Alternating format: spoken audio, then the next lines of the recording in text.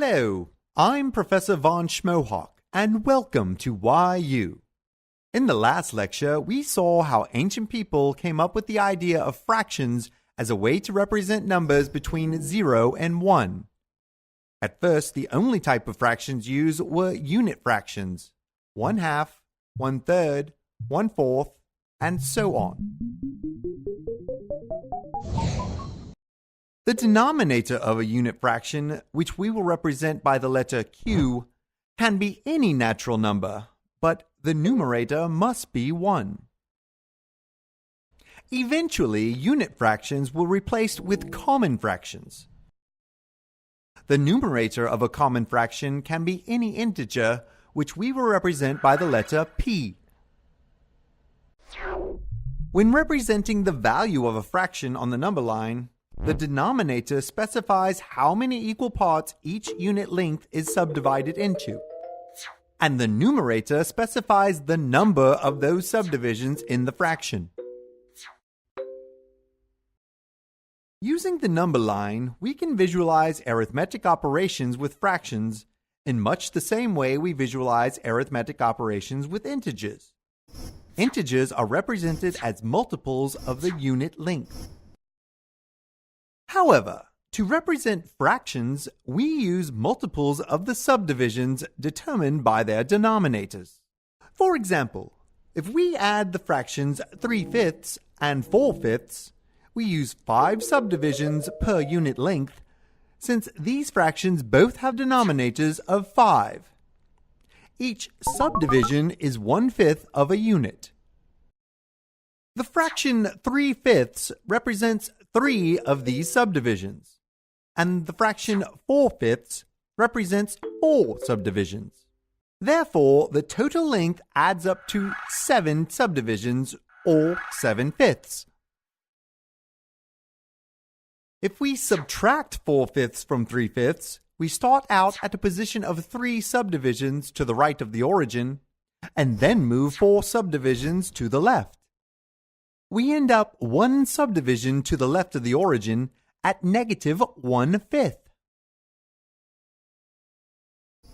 If we want to multiply an integer times a fraction, for example, 4 times 3/5, this is the same as adding 3/5 4 times. On the number line, we can see that this adds up to 12/5. Multiplying an integer times a fraction doesn't change the size of the subdivisions, so the denominator is not affected.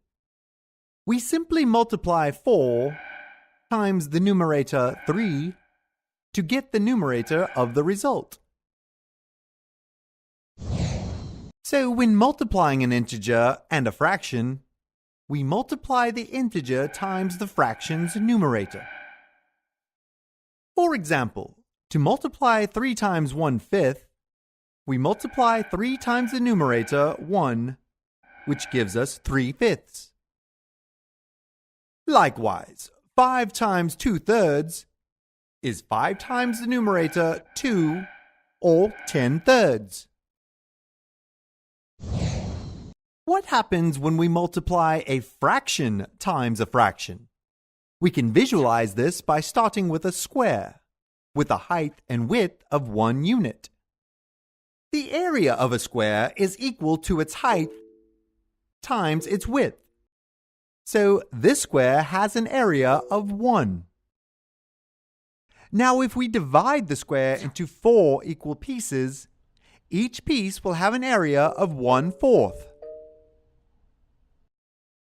Since the height and width of each piece is 1/2, we can see that 1/2 times 1/2 is 1/4. If we divide the square into thirds horizontally, we will have 6 equal pieces, each with an area of 1/6. Since each piece has a height of 1/2 and the width of 1/3, we see that 1/2 times 1/3 is 1/6. Likewise, if we divide the square into thirds horizontally and vertically, we will have 9 equal pieces, each with an area of 1/9. Since each piece has a height and width of 1/3, we see that 1/3 times 1/3 is 1/9. Notice that in each case, when we multiplied two fractions, we could have obtained the denominators of the result by multiplying the denominators of the two fractions. So to multiply two unit fractions, we multiply their denominators. As an example, to multiply the fractions 1/3 times 1/7, we multiply the denominators 3 and 7. So the product of these two fractions is 1/21. But what if instead of multiplying two unit fractions, we want to multiply two common fractions? When multiplying common fractions, the numerators are multiplied, creating the product's numerator, and the denominators are multiplied, creating the product's denominator. But why does this work? We can see the reason if we use a series of small steps that we already know work. Let's start over and do this one step at a time.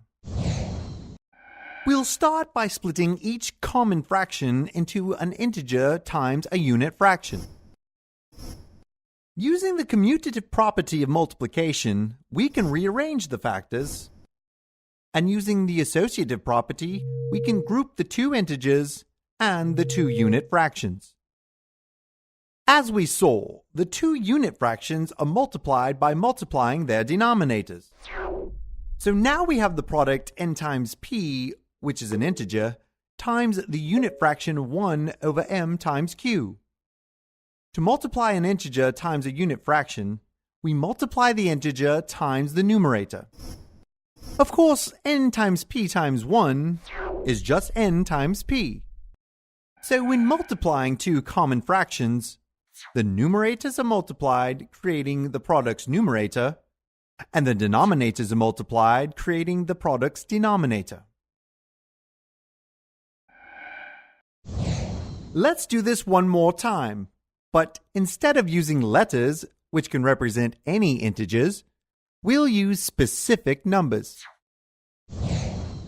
Once again, we start by splitting each common fraction into an integer times a unit fraction. Then, using the commutative and associative properties, we rearrange the factors so that the two numbers which were the numerators are grouped together and the two unit fractions are grouped together. We then multiply the unit fractions by multiplying their denominators. And we multiply the 2 and 5, which were the numerators. Of course, 10 times 1/21 is 10/21. So to multiply the fractions 2/3 times 5/7, we can just take the shortcut of multiplying the numerators 2 and 5 and the denominators 3 and 7. And the result is 10/21. This rule works for any type of fraction. If the fractions are unit fractions, multiplying the numerators and the denominators still gives us the correct result. So multiplying fractions is simple. We multiply the numerators and the denominators. In the next lecture, we will see how to divide fractions.